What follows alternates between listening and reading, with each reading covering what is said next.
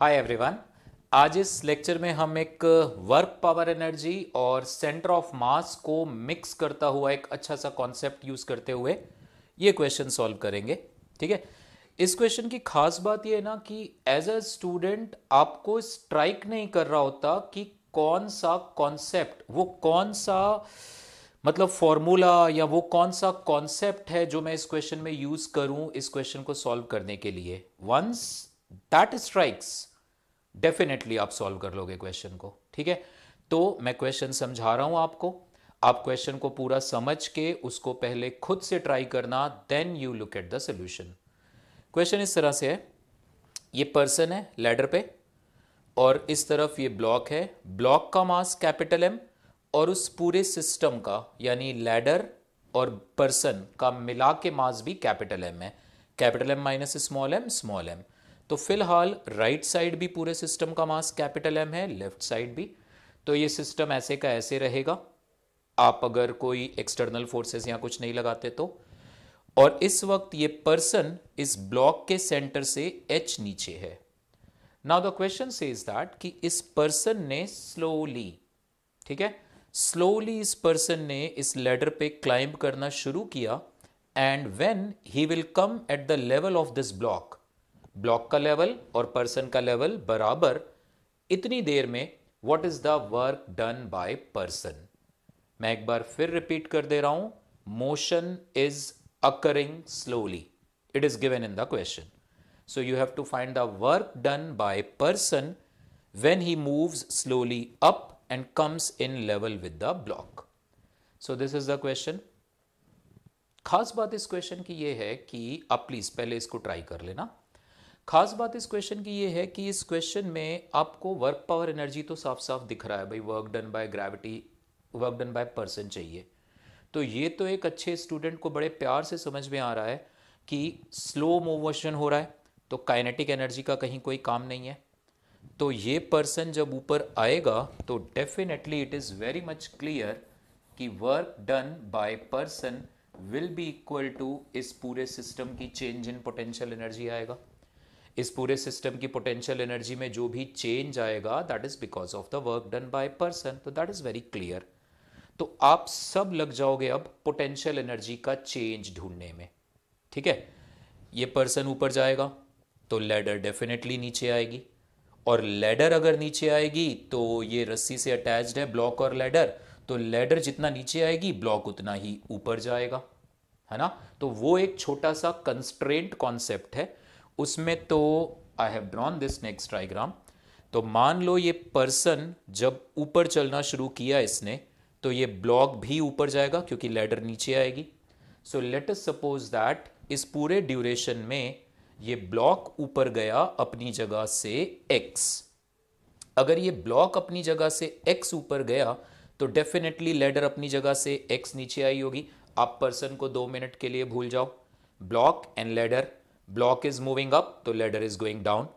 Block कितना ऊपर गया है अपने ओरिजिनल लेवल से x, तो लैडर कितना नीचे आई होगी अपने ओरिजिनल लेवल से x। In the same time ये पर्सन यहां से क्लाइंब करता करता, क्वेश्चन कह रहा है ब्लॉक के लेवल पे आ गया, तो पर्सन ऊपर आ गया h प्लस एक्स। ठीक है। तो दिस इज वेरी क्लियर कि जो पर्सन का वर्क डन आएगा that is equal to change in potential energy.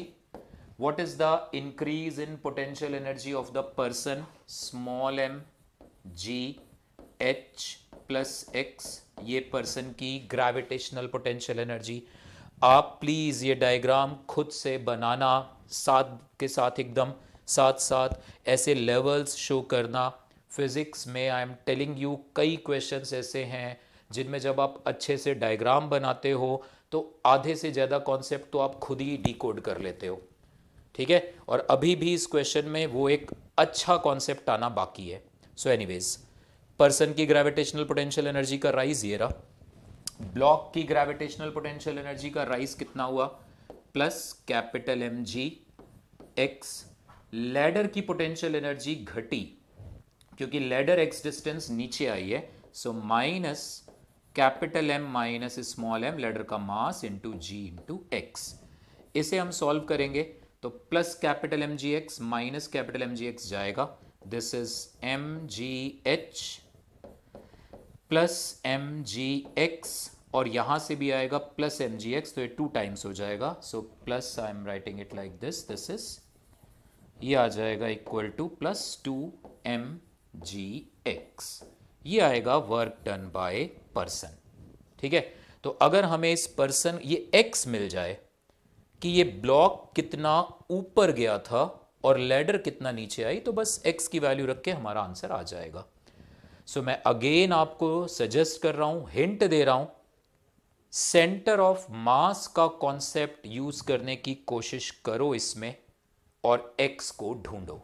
ठीक है, मैंने क्वेश्चन की शुरुआत में भी बोला था, it is a mix of work power energy and centre of mass. So देखो कि सेंटर ऑफ मास का कॉन्सेप्ट आप यहां पे कैसे यूज कर सकते हो. ठीक है, फिर आप देखना मैं जो एक्सप्लेन कर रहा हूं. सो यहां पे सिचुएशन ऐसी है कि लेफ्ट हैंड साइड पे तो ये ब्लॉक है मास कैपिटल एम का, राइट हैंड साइड पे this ladder is there and person is there on this ladder. ये रहा पर्सन कहीं पर. ठीक है, नाउ सेंटर ऑफ मास का मोशन, सेंटर ऑफ मास का मोशन कौन डिसाइड करते हैं?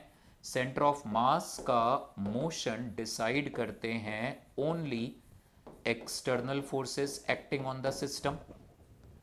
आप 2 मिनट के लिए इसे एक अलग सिस्टम लो, लैडर प्लस मैन को एक अलग सिस्टम लेके चलो जरा. ये हमारा एक सिस्टम है, ये हमारा एक सिस्टम है. लेफ्ट साइड वाले सिस्टम पर रस्सी का टेंशन लग रहा है और ये वेट लग रहा है. These are the 2 external forces acting. Right hand side ladder और पर्सन एक दूसरे पे फोर्सेस अप्लाई कर रहे हैं, बट दैट इज इंटरनल. जो पर्सन लैडर पे फोर्स लगा रहा था पकड़ के चढ़ने के लिए. राइट हैंड साइड में भी रस्सी का टेंशन टी सेम रहेगा और इस पूरे सिस्टम का वेट भी नीचे की ओर कितना है? mg है. पूरे सिस्टम का weight small mg plus capital M minus small m into g. Left hand side वाले सिस्टम पे नेट एक्सटर्नल फोर्स T और mg का जो भी आएगा डिफरेंस. राइट हैंड साइड वाले सिस्टम पे नेट एक्सटर्नल फोर्स भी ऐसे ही आएगा. Some of you may be thinking at this point कि सर आपने तो बोला मोशन स्लो है, तो मोशन स्लो है तो एक्सेलरेशन इज ऑलमोस्ट 0, तो इसका मतलब तो रस्सी का टेंशन और weight they are nearly equal. So I agree, motion बहुत धीरे हो रहा है, बहुत स्लो मोशन हो रहा है, तो ऐसे क्वेश्चंस में हम करते हैं कि एक्सटर्नल फोर्सेस बैलेंस कर देते हैं सिस्टम पे. बट यहां पे इस क्वेश्चन को समझने के लिए just even if they are balanced, आप ये देखो, मतलब एक्चुअली ना हल्का सा डिफरेंस होता है. ये टी की वैल्यू mg से हल्की सी बड़ी है, नेग्लिजिबली ग्रेटर है, तो इसलिए हम उसको इग्नोर करके चलते हैं. तो यहां पे टी और mg में वो जो नेग्लिजिबल डिफरेंस है, बिकॉज ऑफ दैट ये सिस्टम मूव कर रहा है. खैर, इस क्वेश्चन में मैं ये कह सकता हूं कि लेफ्ट हैंड साइड का total mass m, right hand side का भी total mass m. Left hand side पे टी और mg external, right hand side पे भी सेम. तो इसका मतलब लेफ्ट हैंड साइड के सेंटर ऑफ मास का मोशन और राइट हैंड साइड के सेंटर ऑफ मास का मोशन सिमिलर होना चाहिए. That is the key point of this question. बाकी हर आप में से अच्छा बच्चा वो पोटेंशियल एनर्जी कितनी बढ़ी पर्सन की, ब्लॉक की और लैडर की घटी, वो तो आप देख ही लोगे. This is the important point. Left hand side में सेंटर ऑफ मास का डिस्प्लेसमेंट और राइट हैंड साइड के इस लैडर प्लस मैन सिस्टम के सेंटर ऑफ मास का डिस्प्लेसमेंट सेम होना चाहिए. नाउ लेफ्ट हैंड साइड तो ये ब्लॉक था, लेफ्ट हैंड साइड ये ब्लॉक कितना ऊपर गया? x, यानी left hand side centre of मास कितना ऊपर गया? x. Right hand side m1x1 plus m2x2 लगाते हैं, तो राइट हैंड साइड के सेंटर ऑफ मास का डिस्प्लेसमेंट निकालते हैं. m1x1 पर्सन कितना ऊपर गया था? आप पिछले डायग्राम को रेफर करो. पर्सन ऊपर गया था h प्लस एक्स, लैडर नीचे आई थी x. So small m into h plus x minus capital M minus small m into x. Ladder नीचे आई है इसलिए ये minus sine upon total mass m1 plus m2, ये आएगा कैपिटल M. इस इक्वेशन को सॉल्व करो तो तुम्हें स्मॉल x की वैल्यू मिल जाएगी. That I have already solved. अब प्लीज इसको सॉल्व करके एक बार देख लो. इसको सॉल्व करके दिस स्मॉल m की वैल्यू हमारे पास आती है, that is equal to x की value, sorry, this is equal to mh upon 2 times mh upon 2 times capital M minus small m, ये आती है x की वैल्यू। तो ये बेटे इंपॉर्टेंट, आई टोल्ड यू ना, इसीलिए कहा जाता है आप क्वेश्चंस को, आप में से कईयों को आदत रहती है फटाफट बस सॉल्यूशन देखा और आंसर मिल गया, चलो हो गया क्वेश्चन। ऑलवेज रिमेंबर, ये जेई की तैयारी मेन और एडवांस की, आपको जो क्वेश्चन दिए जा रहे हैं, पर्पस इज नॉट दैट कि आपको क्वेश्चन किसी तरह से आंसर मिल जाए, बस वो क्वेश्चन हो जाए। पर्पस इज उस क्वेश्चन को सॉल्व करने के लिए आप अपना दिमाग चलाओ, हर वे में डायग्राम बनाओ, 3 डायमेंशनल इमेजिनेशन है, थोड़ा सोचो उसके बारे में, कोशिश करो, उससे ही आप ग्रो करोगे और इन एग्जाम्स को क्रैक कर पाओगे। ठीक है, सो ये x की वैल्यू बेटे आ गई, इसके बाद सॉल्विंग है। आप x की वैल्यू यहां पे सब्सटीट्यूट कर दो, फाइनल आंसर मैं बता दे रहा हूं, it is capital M small m GH, capital M small m GH upon capital M minus small m, ये इस क्वेश्चन का फाइनल आंसर है। ठीक है, सो फिर एक बारी मैं कोई अच्छे से क्वेश्चन के साथ आपके साथ फिर डिस्कशन करूंगा। ओके बेटे।